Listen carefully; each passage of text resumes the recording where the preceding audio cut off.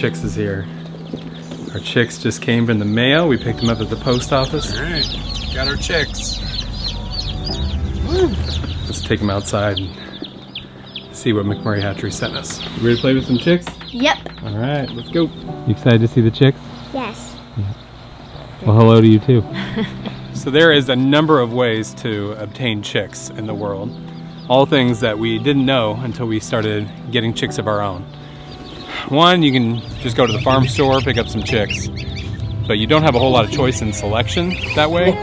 That's gotta be goose, right? Another way is you could go to a farm or somebody that's got chickens, they're hatching out chicks, and buy from them directly. But another way, especially one of the fun ways we like to get chicks every year, is to order some through a hatchery. And through a hatchery, they can even just ship a minimum of 5 chicks. It used to be like 15, and now they'll ship 5 or 10 chicks in an order. But this is the way that we like to get our meat chickens every year. So let's get out these chickens and we'll tell you why we chose these and why we raise some of our chickens for food. Here's another. Hey! This was the pokey one. I like that's one.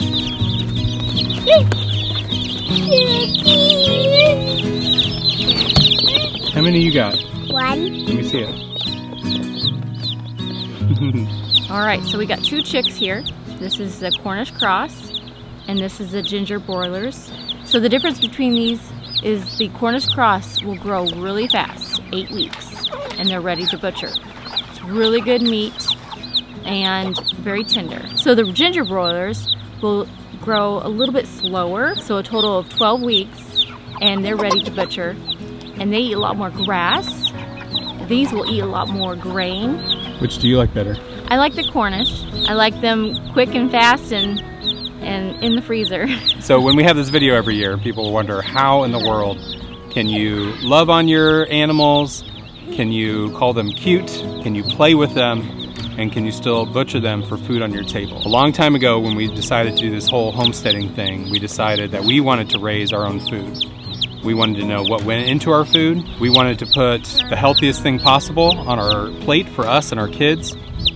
And so we decided to start growing our own food. And while the butchering is not fun, not something that we enjoy, we absolutely love and enjoy growing the best food possible. And after watching a number of documentaries on the food system, on what goes into production chickens, and we felt this was the best solution for us and our family. And so today we're gonna have some fun, we're gonna play with them, we're gonna have a little chick bath that we always do when we get a whole bunch of chicks at once, and then we're gonna raise them in the brooder.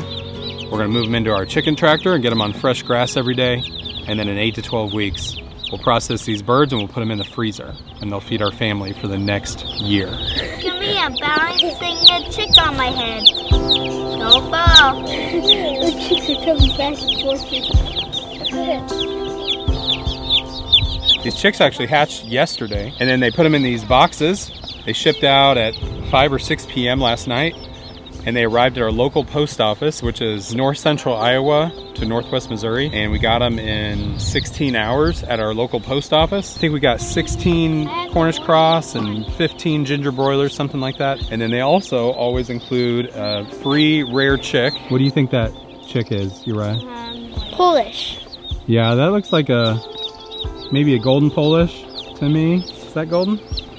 It's golden to me. Yeah. So we had an idea for a name for this one. With the poofy head there and the black color there with a lighter color, we thought of a burnt marshmallow. And for short, we thought we'd call him Bernie. Meet Bernie, the golden Polish. So now we're at the chick bath portion of the show. So every year when we get our chicks, we try to do this as safely as possible. So one, we don't hurt the chicks, and we don't get any pecks or chick toenails in our kids' eyes. So All right, the boys are gonna get their chick bath. Here we go.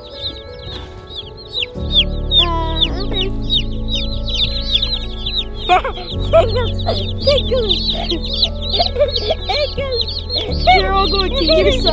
Oh no, I lost the chick.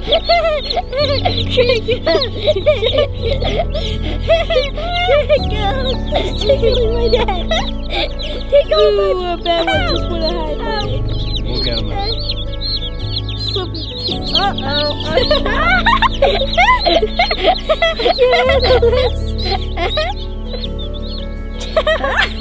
want him pecking your face? Yeah, don't let him pick my face. Don't let him scrape my arm and pick his Don't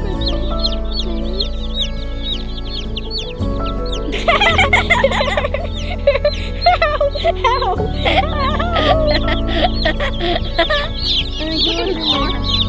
On the little scratches on it. Whose arm?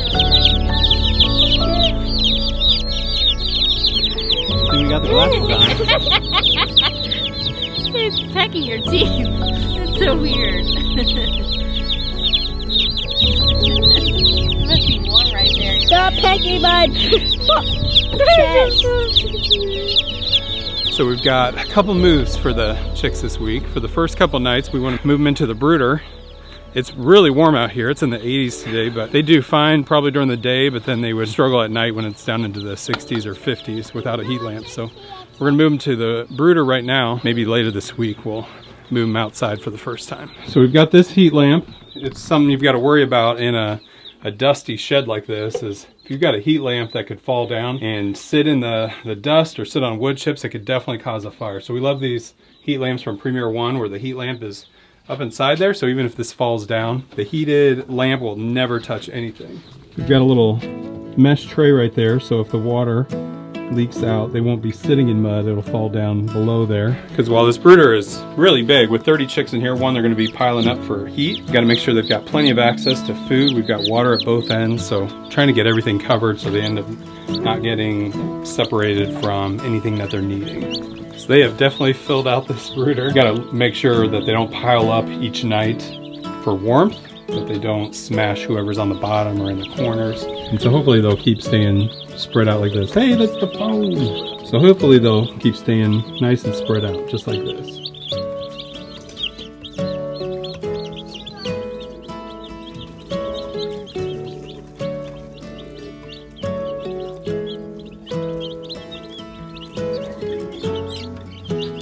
Now, it still blows me away that you can actually ship chicks in the mail. Just blows my mind that they can get put into a box, go for 1 to 2 to 3, 4 days without any food. Now, they do put some like grow gel type stuff in there, this little green mush that they can eat that will hydrate them and give them a little bit of nourishment. But basically, they've got all of the nourishment from the yolk when they hatch, and they're able to survive all of that trip until you get somewhere before they need any food and water. So I think it's just amazing how the whole process works, and that these chicks show up happy and healthy, and then here they are all ready to start eating and drinking, living their life on a totally new place less than 24 hours after they hatched at a hatchery.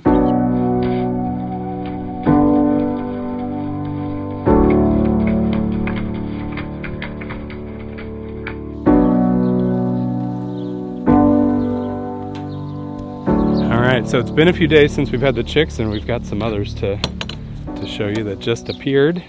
And so we needed to modify something to put these guys outside, at least during the day, because they're really going to overwhelm that brooder with a lot of poop. And so this is our little rabbit hutch that we used to put a couple rabbits in, and so we had this side for a male and that side for a female, and so we just took the mesh divider out, so now they can go in from one side to the other. So let's go get the chicks and put them in here. Should we turn it over, expect to see a snake or something? Something.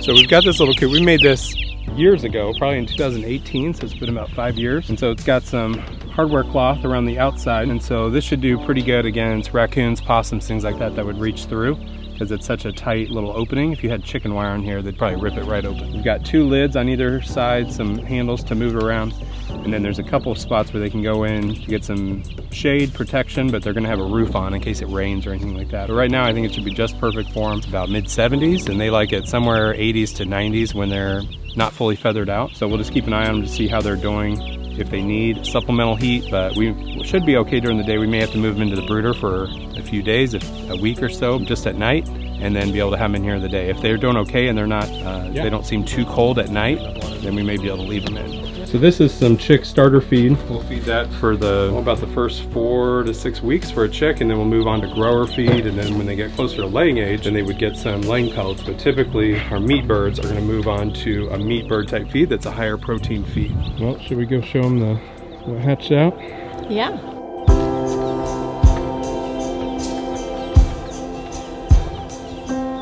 So this has been an incubator project and hatching project we've been doing for the last month for some friends. We've already hatched out about 8 or so dark Brahmas and Easter eggers, and they were needing a few more. So we did one more hatch. So we have got a whole bunch. This is a little Easter egger, a little black fuzzy Easter egger. And we've got some more little cute little dark Brahmas as well. So in our last video, we showed a couple chicks that had hatched under our broody Indio Gante, and she's been raising those here. And I think we're gonna need one of them. One of them's an Indio Gante chick, so we're gonna keep that. And the other one is a cute little gray Easter egger chick that is going to go to our friends. And so we're going to do a little swap. And then we've got 2 that are possible Indio Gantes that hatched in there. Need to see if she'll accept a little transfer of chicks here. Here you go. We're going in with the hat protection. No, they're going back behind. Don't pick them. No. I'm trying to get to them. I can't. If I can get it out by right here. If I can get her. Ah! Stays right along the back. Ah! You're so fast. Good, get it. All right, so we got this little, about a week old gray Easter egger. We made the switch, and so far it looks like she's gonna protect the new chicks.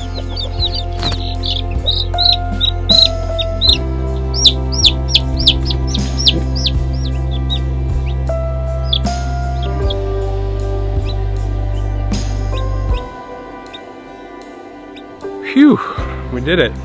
We got our chicks all moved around and everybody seems really happy. We've got this spot for now, and then as soon as they outgrow this in the next couple weeks, we were gonna go into the chicken tractor where we've got the red golden pheasant males. We're gonna move them out of there. And then we'll be able to move them daily or every other day onto some fresh grass so we can keep them moving and keep them safe inside of a chicken tractor. Hey, Dolly.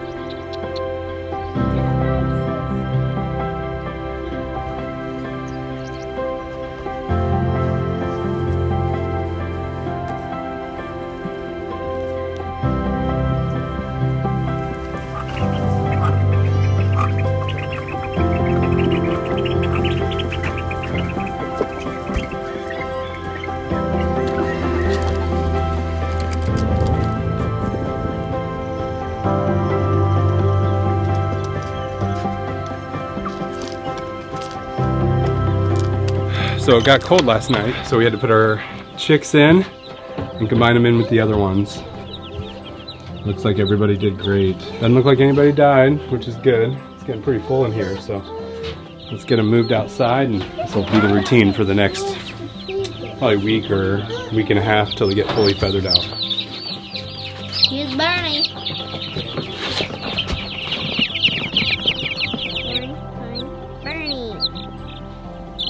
So look at these guys, not even a week old. They're primary and secondary feathers in, right there.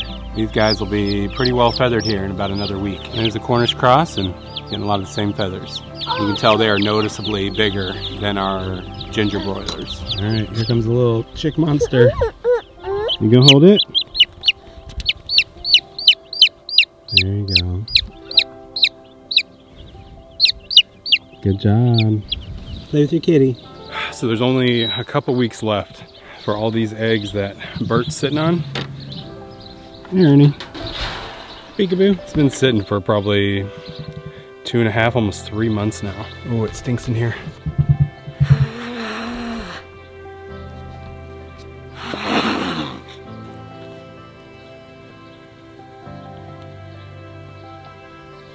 Don't think anything's gonna hatch, but let's hope something happens. Cow. Cow. Say cow. Cow. Say it. He said moo.